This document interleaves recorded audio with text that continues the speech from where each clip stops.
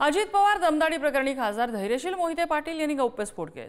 महसूल अधिकाऱ्यांच्या अंगावर जाण्याचा प्रयत्न झाला म्हणून त्या अधिकारी पोहोचल्या होत्या।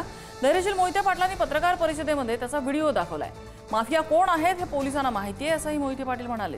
राजाश्रय असल्याशिवाय हे माफिया तयार होत नाहीत। अजित पवारांना अवैध मुरुम उचलत असल्याची माहिती दिली गेली नव्हती असं मोहिते पाटलांनी म्हटलंय। अजित पवार यांना चुकीची माहिती दिली असं ते म्हणत आहेत। त्यांचा तसा दावा आहे। जगताप छोटा कार्यकर्ता आहे, मोठा मासा कोण आहे हे शोधलं पाहिजे असं वक्तव्य त्यांनी केलंय।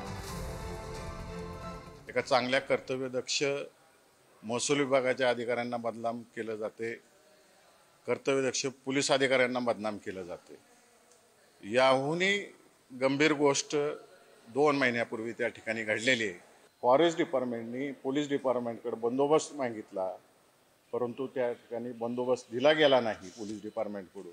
मोहोळ वनरक्षक यांनी फिर्याद देण्यासाठी त्या ठिकाणी गेले, तर कुर्डवाडी पोलीस स्टेशननी फिर्यादीची नोंद बिलकुल करून घेतली नाही, टाळाटाळ केली। माफिया हे पोलिसांना त्या ठिकाणी माहिती आहेत, त्यांची नावंही माहिती आहेत, कोण मूळ माफिया आहेत ते सगळे। जर सरकारने मोकळीक दिली तर ह्या सगळ्या गोष्टी पुढे येतील। राजाश्रय असल्याशिवाय कुठला माफिया तयार होत नाही। तर माझी सरकारला विनंती राहील की मगाशी बोलल्याप्रमाणे या सर्वांना मोकळीक द्यावी, जनतेसमोर हे मूळ माफिया सगळे येतील।